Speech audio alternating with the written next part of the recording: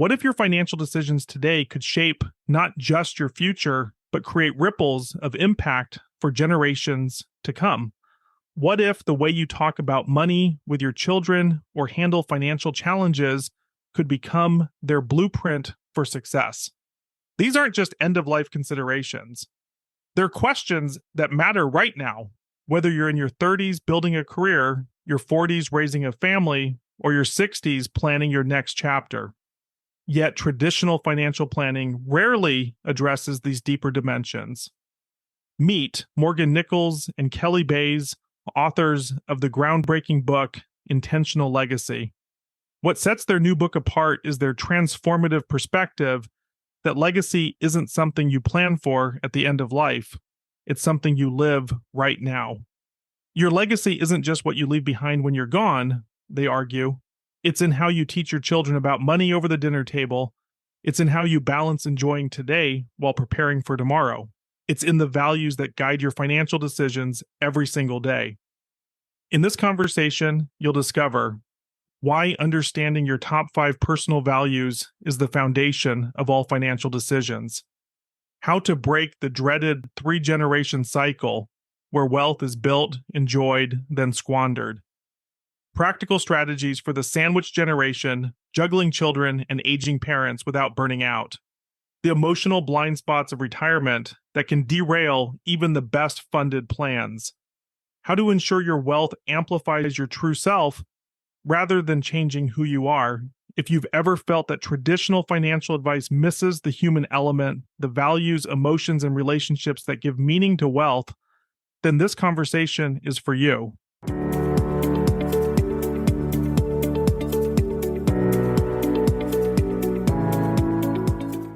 Welcome, Morgan and Kelly. So glad to have you guys here today. And I'm so excited for you. You literally just got your book in the mail today, correct?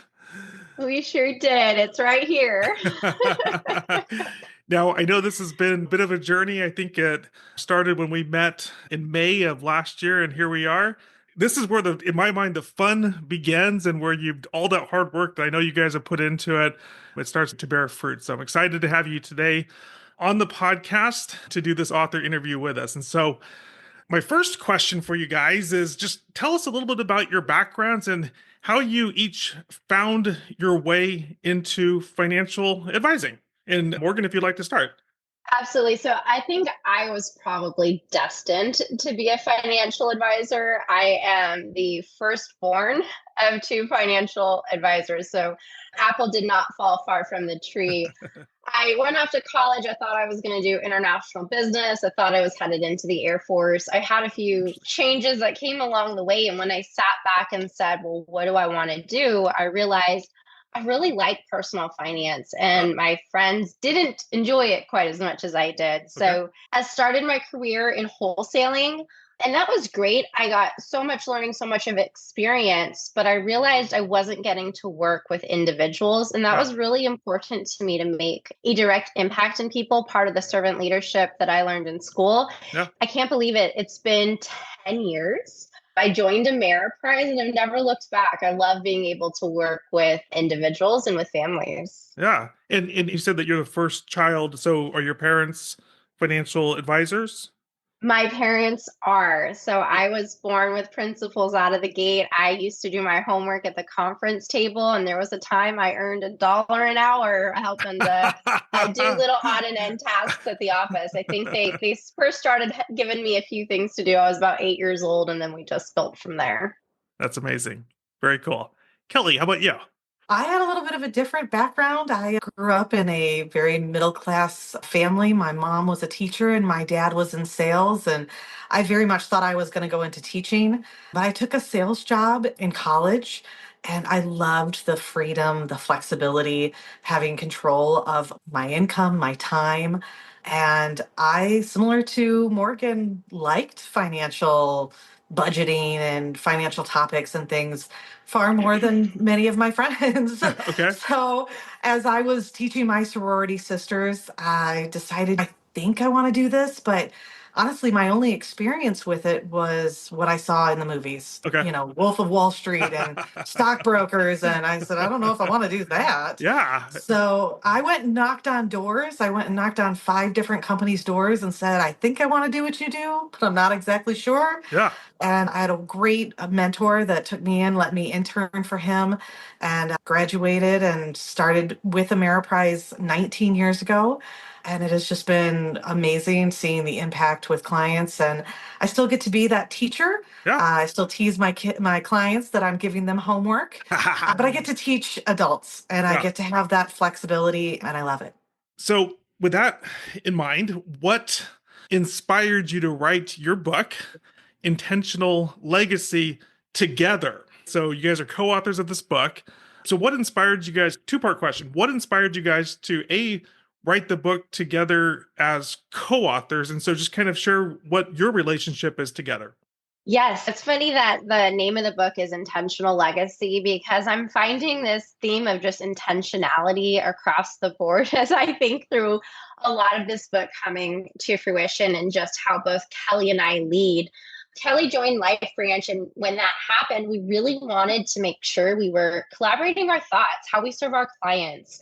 Both of us really want to make sure we're always bringing that best experience to our clients and that they're getting that team approach. Yeah. So this book became really the passion project behind us saying, well, Kelly, how do you make an impact in this area? And Morgan, how do you make an impact? And how do we bring our minds together to really bring the idea about the benefit of the comprehensive advice that we provide and our passion around making a generational impact? And we found that we were really united in our approach there, but working together, we were really able to learn a lot about one another. That's awesome. Kelly, would you add anything? I'm not sure I could say it much better than Morgan just did. Yeah. We have different strengths, and writing the book together was fun.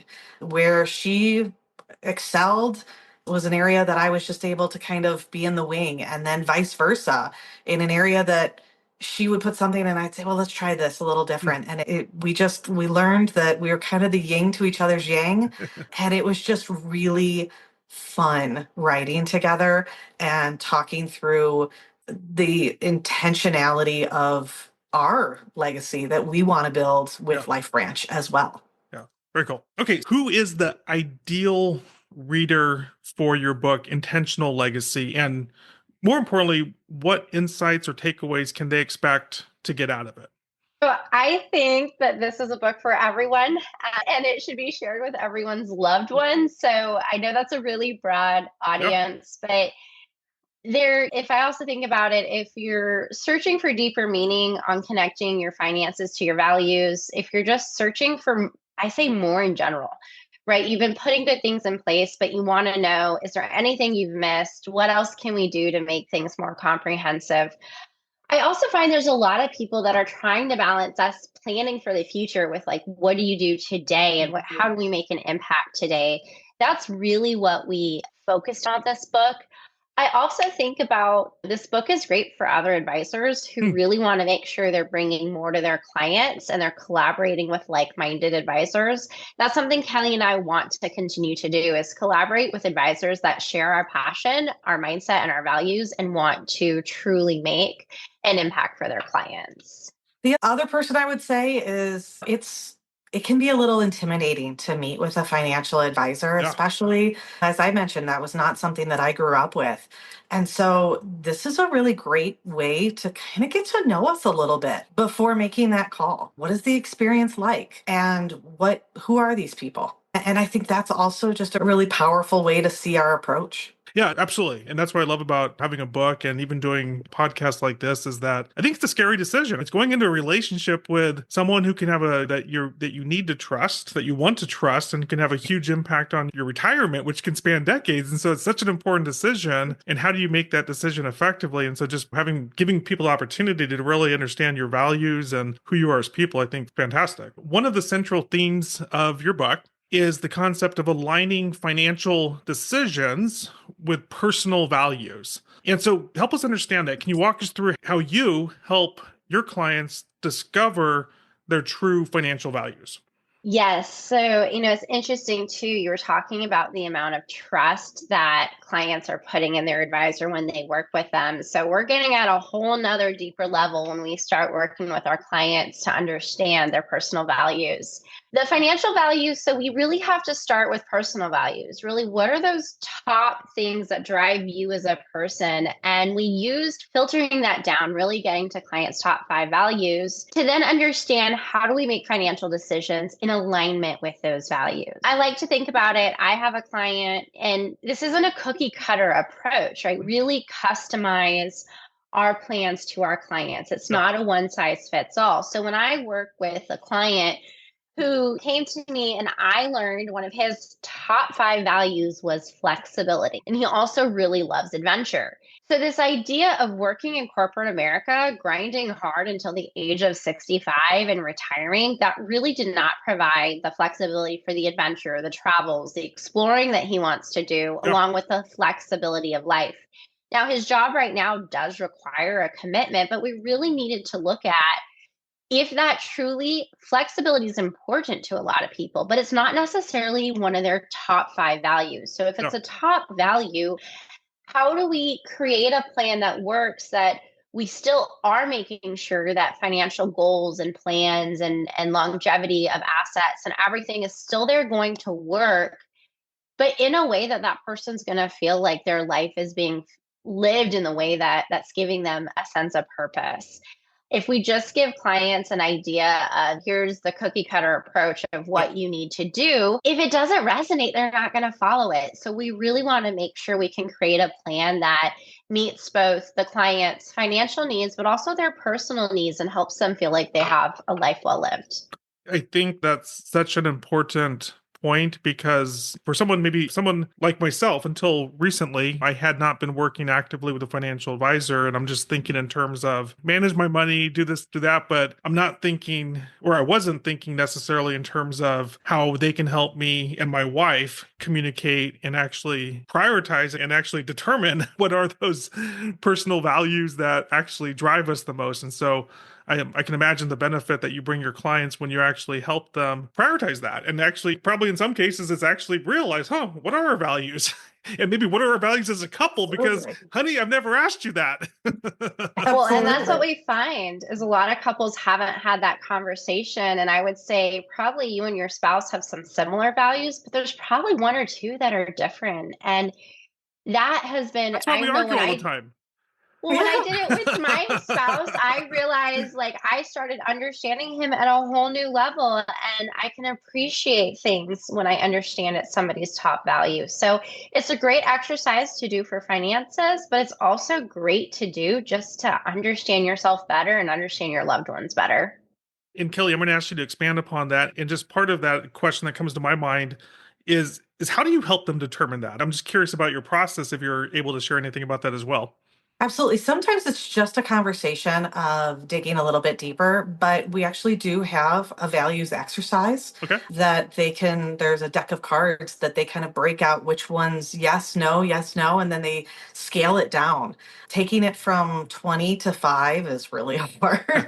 Okay. It depends on the client. Some of them really want to dig into that Yeah. cards, and others just kind of want to have that conversation and big picture and kind of scale it back from there. Yeah. The thing is, this is a journey. Retirement, financial planning, all of it is a journey. We work with clients all the way from in their 20s all the way up till past 90. And retirement's not a day. Yes, every client we plan for retirement, but we work with people well past their retirement day because it's the journey that's through it. And you're going to have that legacy and create that legacy at every stage of your life. So if we can help you live intentionally and in your finances, both today and in future, you don't have that, oh, why did I save for the future? Why I should have lived for today kind of mentality, because you get to live it intentionally and therefore Hmm. you get to live it right the entire journey. I think that's a really interesting point because I think there's broadly two camps of people, right? There's like, hey, let's just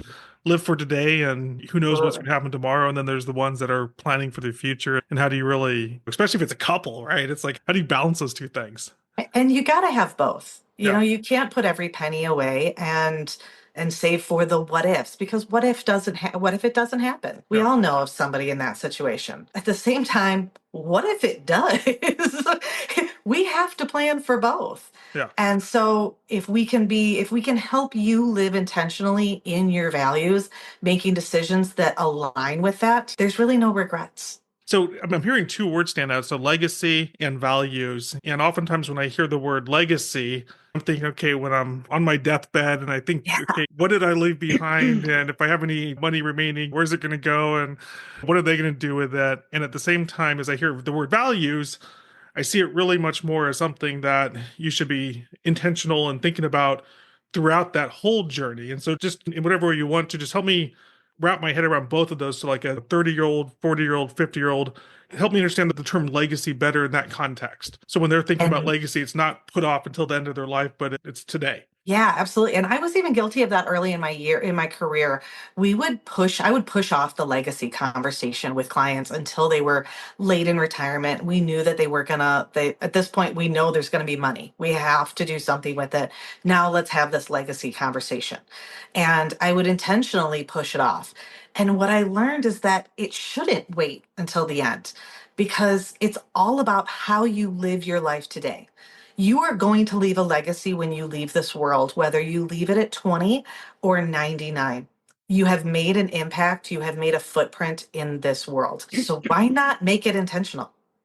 I piggybacking on that, I like to think of a story. It's like when you talk about legacy and values, I think that legacy that you leave behind, it's what are people going to remember about you and what impact did you leave on the world? And I'll just use a simple example. With my family, when I was quite young, I earned an allowance, right? Mm. Let's say I was 10 years old and I earned $10 and Given or earned? earned. Oh, I Earned. absolutely had to earn it. Yeah, no, there was chore charts and everything, and I could even earn more if I worked hard. So again, that right there, like how do you it's probably why I'm an entrepreneur. Yeah. It's because I was always given a roadmap into here's option A and option B. Yeah.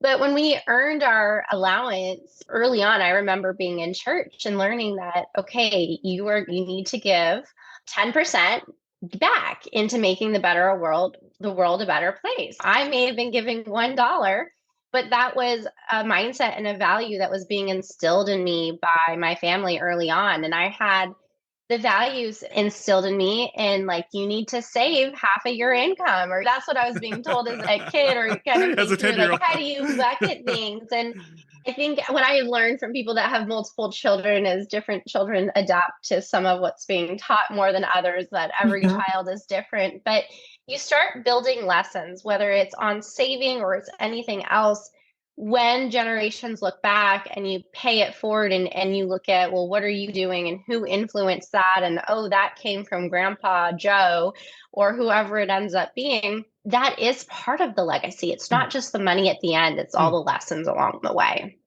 I think that's a great example. I think that's a terrific example. And I think that's something that a parent listening to this definitely probably is thinking, okay, what I'm imagining most parents aren't as intentional. There we go. There's the word, right? Aren't as intentional. And so I think what your parents did with you is is fantastic. One, You can start somewhere. It doesn't have to be big, right? It can well, be little lessons yeah. that build upon each Well, other. and that's why I clarify, was it earned or was it given? And you're like, it was earned. Okay, fantastic. And you could actually earn more. And they taught you these really cool lessons, which obviously have had a profound impact on you. Very cool. Well, Yeah, and I will tell you that in many cases, both work. And that's what we've seen. My allowance, and I kind of talk about this in the book, but I got an allowance and it was given. We got our age every week and we had to split it into 3 jars. One was for quick cash, one was for long term savings, and one was for taxes. And the taxes had to go towards our family vacations, and long term went into our Yeah. savings account for college, and then the quick cashes we could spend. And yes, there's validity to both sides. Yeah. But I say that because I think so many times, especially in this society that with there's so much information, we get a little paralyzed as parents of like, oh my gosh, we're going to do it wrong. Oh my gosh. Honestly, I think it's just about teaching our kids and having conversations about money and getting them used to understanding that when they get money, it's not all theirs right away. Yeah. We're not taking all of it. but teaching them to make decisions with their Yeah. money and understanding that unfortunately, like there's always a decision to be made, right? Yeah. So getting that used to it is also a really valuable lesson. How do you guys help your clients with this? Because I can see getting in touch with your own values, maybe you and your spouse getting in touch with your values, especially as you're planning your own, say, retirement or savings goals. But do you have any methods, or do you even coach or advise your clients on how to do these things that you're describing when it comes to their children or maybe their grandchildren? I think that's when we're doing comprehensive planning with our clients and we're starting to pull information together and we're digging in on their values. It's having that conversation that goes a layer deeper to figure out what is most important to them. For example, I'll use family comes up a lot as a top value. Well, for some people, that means I want to be physically present with my family. Okay. And for other people, that might mean I just don't want my family to ever want for anything. I want to be able to meet the financial needs. So, having authentic conversations with our clients, finding out their values, but also how do they define those values, and then building a game plan and seeing sometimes there's values, but there's not necessarily enough money to support what they want to do. So, it's reframing and prioritizing. And that's where we really get into the deeper planning overall to help make sure that our clients get that peace of mind. And our tagline is financial confidence for life. How do we help build that through the decisions? And there's sometimes a lot of decisions to be made. Yeah. Yeah. No, I can imagine. I also would say we encourage multi-generational meetings. I love when the kids come to my meetings. We have a little special coloring area for them so that they're there and they get to see that that's part of it. From a spouse standpoint, I tease my clients that this may be the only 2 times a year that you guys talk finances. So let's do it. It's true. Even if nothing seems like it's changing, let's meet and go through it, because that you ask one spouse, do you guys think you talk about your finances enough? One may be like, oh my gosh, we talk nonstop. And the other is like, we never talk about our finances. So it's all about the perspective, but it's really just being that third party, helping that conversation. I am a big believer that communication, that open communication, sharing the successes, sharing the screw ups with your kids, with your parents, being that safe environment. I think you should talk to your family about money, and you don't have to be an expert. You don't have to know it all. Maybe the answer is you need a Kelly, you need a Morgan, and that's okay. That's why we do what we do, because it allows for that. It's okay to make mistakes, but it's also okay to ask for help and work with somebody. I find it from personal experience, I find it just what you said to be so true and amazing how, just in my own case, I'm 49 now and I've been married for over 20 years. And my wife and I have never really sat down and discussed and planned and got on the same page long term about values until we had a chance to work with an advisor who said, you guys need to sit down together and we're going to have this conversation together so I can see how much value you bring to your clients through that. Absolutely. I love it. So in the book, you introduced the concept of simultaneous multi-generational success. And I'm going to say that again, simultaneous multi-generational success. What does that mean? I think some people wonder if that's even possible, right? There's this idea going back time over time that if you have 3 generations, you've got the first generation that's worked so hard to earn the money. You've got the second generation that enjoys the fruits of the first generation's labor. And then the third generation that squanders that money away. So what's the point? Is the money the next generation or the generation after? Why did we work so hard if it's going to be spent in ways it's not supposed to? Yeah. So for us, again, we're talking about having authentic conversations with your advisor. We're talking about bringing family in. And I think that's where communication is just so important. I think there's a reality that generations are sometimes going to see topics differently. I see it within my own family. It could be whether on like viewpoints on college or viewpoints on whatever else it may be. There's different perspectives we're not necessarily going to change the perspectives of each generation, but if we can get to the point of sharing the values and helping younger generations, again, kind of going back to what we've already been talking about, learn lessons early on, hopefully they're better prepared to then be really good stewards of whatever they may inherit down the road. I actually have a client right now. It's really fun. He has a handful of grandchildren and he wants them to understand the importance of long-term investing and caring about finances. So each of them have individual accounts. I think there's a handful of company stocks, names we all know, whether it's technology or Fortune 500 companies that are often in the news. And each of the grandchildren own, let's say, one share of a few of these different companies. Okay. Well, all of a sudden, the client's telling me, hey, my grandson was just talking to me and telling me about the news he saw on so-and-so company. And what it's doing is it's when the next generation feels involved and we can get them involved, whether it's watching financial statements or giving back to charities important, bringing them in on here's the charities I give to and why, and would you like me to help make a decision on this smaller portion of the charitable giving component? It's getting them engaged. So hopefully they feel equipped to make sure that, again, that communication makes the assets really last and that there's stewardship from one generation to the next. And I have to ask, do you find that in your experience, and I don't know if there's an answer to this, but do you find that is it parents or grandparents that are typically more intentional about instilling those values?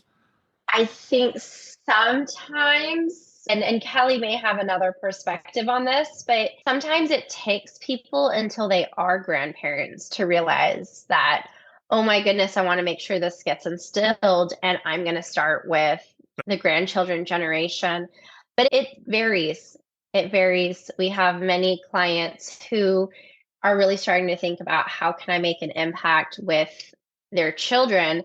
There's also that balance between, do I have the ability to help my children? Sometimes it's not until there's grandchildren that they see that there's maybe a little bit of a budget flexibility. But again, it's not all about how much money you have. It's about the values tied to the money and the choices. Yeah, absolutely.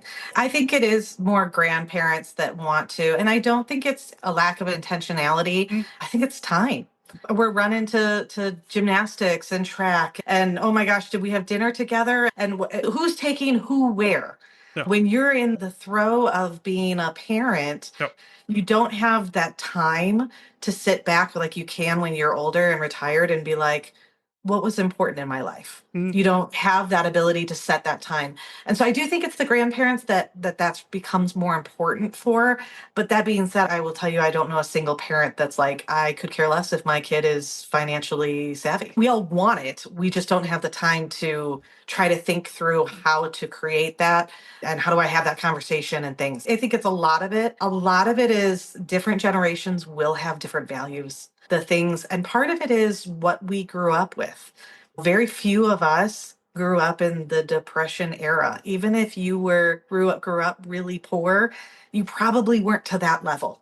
I had a secondhand iPhone, right? It was an right, iPhone right. 7. Like this is the problems you had were not to that level. I had to wear a shoe while it had a hole in it, not like I had a pair of shoes. And so part of it was a different lifetime, what we experienced. A lot of it is also my husband and I had to go without vacations, go without things. We had to put that money towards things and maybe forego some of the things that we had. But by the time my kids were old enough to remember, they don't remember us having to do that. So because of it, it's their perception of things is different. So teaching that delayed gratification, but also not depriving, and that finding that balance between those things. Because oftentimes a reason that we see that 3 generation of build it, spend it, squander it is because we see that family member that worked, never appreciated it. And so then it goes to the other spectrum. And there's that pendulum swing. And so if we can keep that pendulum in between and help the clients, like, okay, what can we do? What's important to you? And how do we make this money be a tool? Great, let's do this. And then it becomes a tool and not a, well, why would you want to do that type of situation? So having that conversation and building in all of those pieces, we find really valuable. One of the concepts that you guys bring up in the book, and you have a chapter on this about the what's called the sandwich generation. And so, this is a person who is both simultaneously helping and supporting their aging parents as well as they have children that they're simultaneously supporting. And what strategies or recommendations do you have for these folks, these parents who are caught in that sandwich generation? I think when you're caught in the middle, there's so much pressure and there's only so much of one person to go around. So I think working with a financial advisor through the considerations you're trying to navigate, I'm going to bring it back to understanding top values and figuring out based on your values, what is feasible that, let's say monetarily, what's feasible that you provide, what's desired for you to provide.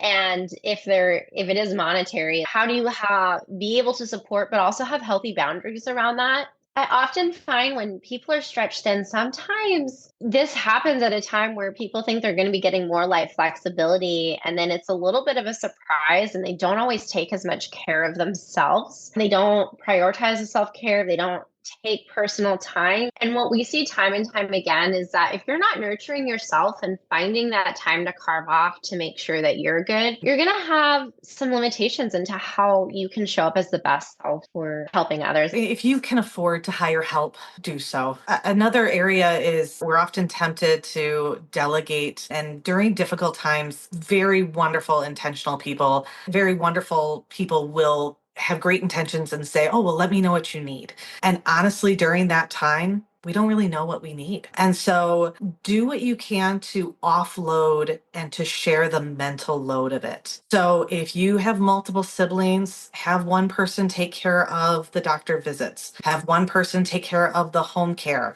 have one person doing this.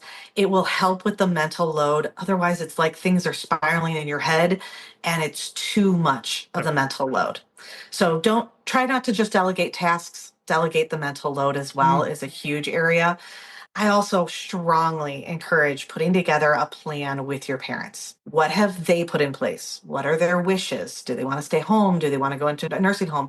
Who has that ultimate decision when that happens? What communication needs to be in place if the child that's taking the bulk of the care is getting burnt out? Who is stepping in? What's that trigger event of like, hey, mom, dad, I know you want to stay home and I want to help that, but what's the thing that's going to say it can't be this way anymore, right? And that way you can guilt-free. No, we talked about this ahead of time. There is not, mom wanted me to do this and I can't. No, we talked about this ahead of time. This was our plan. This is what we're putting in place. And that way it takes the emotion and the guilt out of a very emotional time. So the other thing is have an open communication both now and during the time frame. Everybody handles stress, grief differently. Oftentimes it's in a way that we would never respond and it can feel very judgmental. You get upset. You should be here more. You should, whatever it may be. You have to have that open communication so that you can continue to talk things through, plan if this happens, we're going to do this, and make sure that that mental load that plan is to take off some of that. So there's the concept of wealth as an amplifier. And the way that it is that there's a saying where people say that if you suddenly become rich, it's going to make you more of who you are, whether that's a really nice person or the other, more of a jerk, more of a nice person, right? So it amplifies, wealth can amplify your personality and those things. Can you share an example of how you've seen wealth amplify someone's existing values in a positive way? So growing up in a middle-class family, there was this belief that was subconsciously built into me. I actually don't think anybody ever told it to me directly, but through stories and things, you're kind of told that you don't want to be rich because if you have a high-powered job or you make a lot of money, you're never going to see your kids. You're going to sacrifice all the things that are important to you, and you don't want that, right? And because of it, I think I feared success almost as much as I feared failure. And it wasn't until I was taught this concept by a business coach of mine that my entire outlook changed. My entire outlook on success changed. And my ability to communicate with clients about wealth changed as well. Because money is simply a tool. The dollar amount on a statement is only that. It's just a number. What is the goal of the money? What do you want the money to do for you? Do you want it to give you security? Hmm. Do you want it to make an impact in the world? Do you want to make a better life for your kids? And focusing on that takes away the love of money Hmm. and brings in the joy of purpose. And seeing clients that give and want and making an impact in their community when they have more money, Hmm. they're able to do more of it. And somebody who is a bad parent and ignores their children, frankly, would do that whether they had money or not. Right. And yes, we hear the stories of, oh, this person became a billionaire and never has spent time with their family. But we never knew who they were before that. And when you actually see that process, you see that it wasn't the money that made that. Right. It just Right. amplified it. And that was such an aha moment of just completely changing the view of how to look at the wealth and what it is. What do you want it to do for you? Yeah, no, I think it's fascinating. It's you see someone today, but is it the money or was it just who they were all along, right? So I think just the amplification is just interesting to know. Absolutely. I think that may have been something that was a desire all along. Again, that's a core to who you are from the beginning. You've just been able to amplify it as you're able to feel like you have the ability to do more. And that's really what we want to get to is money doesn't change you. It just really highlights who you are. Yeah. And I would bet that looking back, even if you couldn't afford to give money, I bet when money was tight, you gave of your time and of what you could Yeah. in terms of where you added value. Yeah. And I think we give what we can. And sometimes it's at different stages and different things at different stages of life. But if we're somebody that wants to give, we're going to find a way to give, even if it's not monetarily. So now your approach to retirement planning goes well beyond the numbers. As we've been established here, I came into this thinking it's about what my return on investment in my portfolio is going to be, which is, I'm sure, is important. But you've just, throughout this conversation in your book, you've just shown how much more there is to it. And I really would say just what you bring to the table in terms of being able to work with folks that absent having that relationship with someone like yourselves, you wouldn't even imagine. What are some emotional aspects of retirement that people often overlook in their planning? Beyond what we've talked about so far, what else do you see as some of those emotional aspects that people sometimes overlook? Everything about financial planning Okay. is emotional. And we like to pretend like it's just numbers, but the truth of the matter is it's so much more. We are full-time therapists half of the time. One of my clients just retired last year, and this market volatility has them understandably nervous. But having that conversation with them about how the fact that we planned for this, we have cash on hand for the next 2 to 3 years of cash needs. And we have income producing assets that are replenishing that cash bucket. And we have the long term buckets that, yes, are fluctuating, but in good years are flowing that profit down. And in bad years, we're not touching them. We have the ability to let that ride. And being able to kind of bring that back and knowing that the client doesn't have to change their lifestyle. It doesn't change their ability to retire and not run out of money. It doesn't change anything from their portfolio when the market's going down like this, gives them such a peace of mind. Mm. And if you're just looking at a number standpoint of like, oh, nope, we're just going to put this money over here and we're going to let it ride. And there's an emotional toll to that Mm. that is terrifying Mm. for clients. Yeah. And so if we can reduce that emotion and know that they are in place, that's a huge factor. Yeah, there's a lot of emotions. I was talking to a client this past week, and the conversation was around the client's spouse. And this would be emotional even in good times. And there's more life changes going on. So we can't even talk about certain things right now. And so that's our job. It's our job to be level headed. I think when you're talking about retirement and emotions about retirement, change can be emotional in general. Change is always emotional for me and I need time to process it. And then when there's any extra deviations from what's expected, it just really amplifies those emotions. When I work with clients, I want them to understand that this is going to be the first time you retire. For most people, some people retire more than once, but most people retire once. And While it's the first time that they're going through it, this is what we do for a living. We help clients manage that transition. And if they didn't have any emotions around it, they would probably be the first client I had ever worked with that did not have emotions around it. This is our job. Our job is to be that level headed sounding board. And again, we are that trusted partner through it all. We do really get to know our clients that holistically we are there and helping them through, as Kelly's mentioning it, sometimes you feel a little bit like a therapist, but that's part of the role. Another big area that of emotions that clients really seem to overlook is the idea of retiring to something. Retirement is so much more than just walking away from your paycheck. Your job creates a social network, a sense of purpose, maybe a sense of accomplishment, things of that sort. And you may live 30 plus years in retirement. In fact, nowadays that's pretty common. So most people would say that's a pretty long time. In many cases, it's as long as you worked. Where are you going to get that sense of accomplishment, that sense of purpose, that joy, those different things? And there's definitely a transition period going into retirement, and keeping that emotional aspect. And unfortunately, it's not uncommon to see a little bout of depression going into retirement for that exact reason. Finding that new normal, is this all there is? When you have a better plan of what you're going to do in retirement, that transition goes from that really volatile market to that incline, which is easier to manage. I can imagine that most people hire a financial advisor and come to you for the finances to start with. But just as you're talking, I'm wondering, as you're working with people, do you find that they're actually in better shape to retire financially and possibly less prepared to really appreciate and anticipate what it means to retire and no longer have work or that purpose that they've had up until now? Yep, absolutely. A lot of times it's even a conversation of, do you want to retire in the middle of winter? I'm in the Chicagoland area. It's pretty cold and dreary here. So if you're somebody that wants to be outdoors all the time, you may not want to retire in the middle of winter. You may want to wait till it's summer and you can enjoy it and have that transition.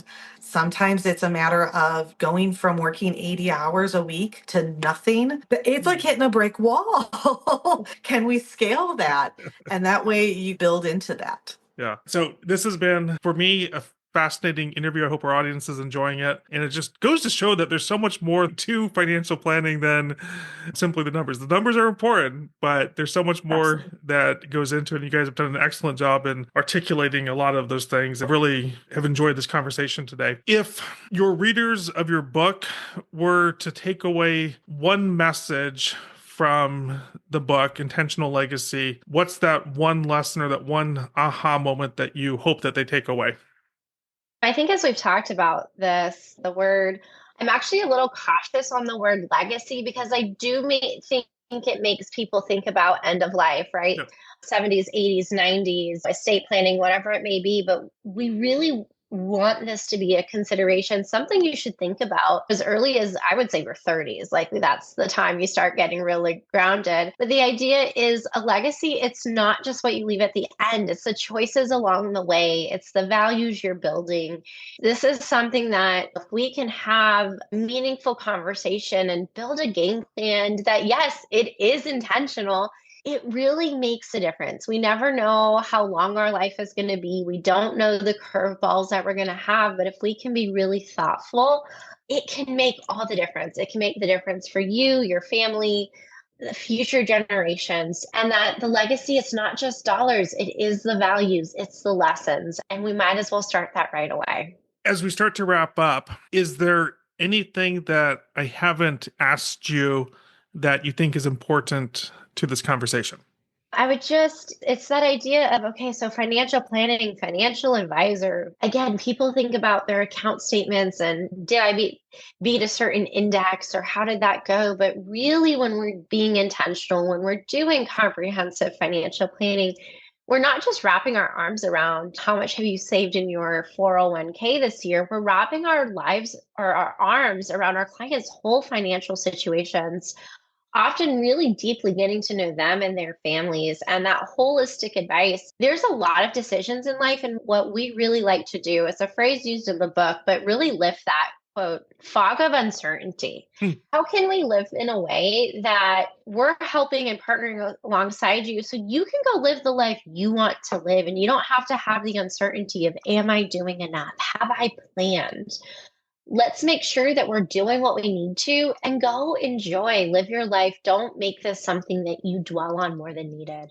I also like to add, this has just been such a fun experience for me. And it's been so rewarding just as Kelly and I have deepened our relationship as a team. We really believe in that team approach and writing this book together. We had a lot of fun. We actually were supposed to be at a conference, and all of a sudden the hurricane started hitting Florida and we had to cancel our flight last minute. We decided, you know what?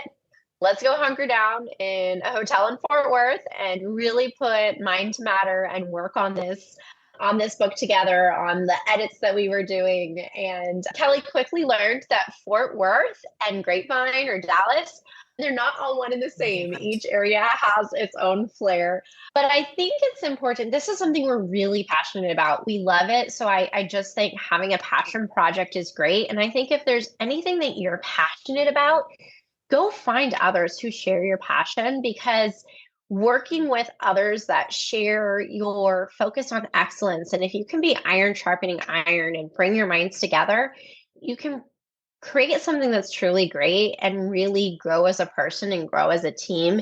And I think that has been one of the most meaningful things I've taken away from this process. And I think combined are just care and love for our clients and ability to make a difference. I really hope shines through with our book, because this is what we're passionate about. This is what gets us up and going in the mornings. Amazing. For someone that's with us so far, has been listening and is excited about this message and can't wait to jump into the book, where can they get a copy of the book? Go to intentionallegacybook.com and that'll take you to our page and you can request a copy, and Kelly and I will make sure you get a copy. We'll reach out to you as a team and really make sure that we can get a copy in your hands. Perfect. Intentionallegacybook.com. Fantastic. I'm excited. I want to get a copy. I'm going to go there right now and get my copy of the book. Thank you so much for your time today. I've really enjoyed the conversation, and it gives me a new appreciation of all the value that you bring to your clients, and really the importance of being able to have someone like yourselves beyond the investments really as a sounding board, because you've highlighted so many different things that go into this. And if I didn't have you guys, who else would I talk to about these things? You definitely have a great message. I love that you put it into a book, and I'm looking forward to reading it. Thank you so much for having us. Okay. Bye for now.